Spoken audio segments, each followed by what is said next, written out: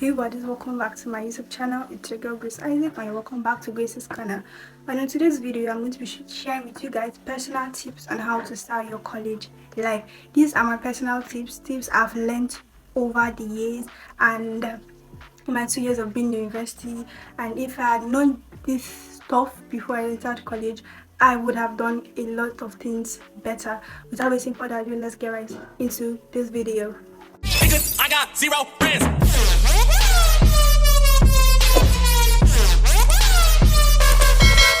And if you stick with me to the end, I'm going to be sharing with you guys a bonus tip, a must-know tip that you must know and practice before you enter college. I'll be sharing you guys this tip with my personal story time. I'll be showing you guys like personal experiences to make you guys relate to what I'm saying. I wrote down a bunch of tips. These are my personal tips that I wrote by myself. They are not browsed. They are from personal experiences. So yeah. First tip is do not be scared to ask questions. Do not be scared to ask for directions. University is a very big place. There are big lecture halls.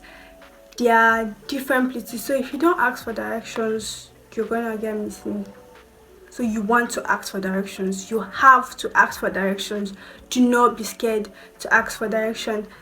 When I first entered the university, there was this particular day I was trying to process stay in the hostel. Like I was trying to process my application to stay in the hostel, and then there was this woman that was meant to help me to process the stuff. And then in my school, yeah, we're divided into 2 sections, actually 3, but there are 2 major sections. It's either you are from the first camp or you are second camp. So I'm a science student. Science students belong to first camp, and then art students or commercial or whatever, they belong to second camp. And then this woman, she's a portress from second camp, so she said I should meet her in second camp. And that was like the first time I was entering the school. I didn't know any place. I was just with my friend and we were both new. I met her in school that day and I was like, okay, let us go to second camp together. And we're just going. But I'm like that one person in a group of friends that will never ask questions. I'm that one person in a group of friends that is so shy and scared. Legitimately, I am scared. But so we just kept on going and we're going without asking for direction. We're just going straight. And then my friend was not like, okay, let's just ask somebody. I was like, okay, she's the one I was going to ask. So she now asked the person, and the person said we are far from where we are going to. The person now gave us direction. What am I trying to say in essence? What I'm trying to say is, do not be scared to ask for direction. If I had asked, or if we had asked from the beginning, we would have not be lost and would have reached there earlier. So do not be scared to ask questions in the university. Do not be scared to ask for direction. These people are human beings. As one thing I've come to understand, that these people are human beings. They're not going to eat you. They're not going to kill you for asking questions. If they want to answer you, they should answer you. If they're not going to answer you, they shouldn't answer you. But do not be scared to ask. So my second tip is filter side talks, aka bad energy. This one is a very juicy one. Filter bad side talks, aka bad energy. Okay, this quick story time. So me and this is my friend, yeah. There was this time, if you know freshers, yeah, we freshers, since we are fresh students, we always like to go for lectures early, stuff like that. So most times we go for lectures maybe like 1 hour before time, 1 hour 30 minutes before time. So there was this time we're going for an MCB 101 class, and it was like an hour to time. So we're sitting down outside, like around the lecture hall, and that lecture was going on inside, but we're just sitting there waiting for our turn to go inside. And we're having a test that Saturday, a bio 101 test. So me and my friend were like trying to be serious, and then we're now reading there are people in school that are just meant to bring you down. Like they legitimately want to bring you down. Then we met 2 girls. So one was in our department, biological science. One was in our department, but she transferred to psychology. She was like, nobody ever makes it in biological science. You cannot hit a GPA of 2 points. That particular lecturer, she doesn't, is D. E. If she passes exam, it's E. Everybody gets F, nobody passes. Those are side talks, those are bad energies of people who want you to fail. And I was so scared, like I was literally very scared because I let that mindset, I started thinking failure. And I came back over and I told my mom that I wanted to switch to another department. My mom asked me to get out of her sight. And that was when I went back and I sat down and I thought about everything I went on, and then I decided I was going to pass. So these are common things you get to see in the universities, and these are things you should avoid. Side tracks. I'm not saying you shouldn't listen to people, that's what I'm saying, but avoid the bad energy. That times where I've listened to people who are above me from like different levels, they tell us to prepare for this particular, maybe this particular course is so hard, so you know how to approach this particular lecturer and what to do. These are different times and different seasons, but do not listen to bad people, bad energy and stuff like that. My next tip is to study past questions. Literally study past questions. If you want to start your college life and you want to be doing well in your academics, study past questions. Because if I don't know for private universities, sorry, but I don't know for private universities because I attend a public university.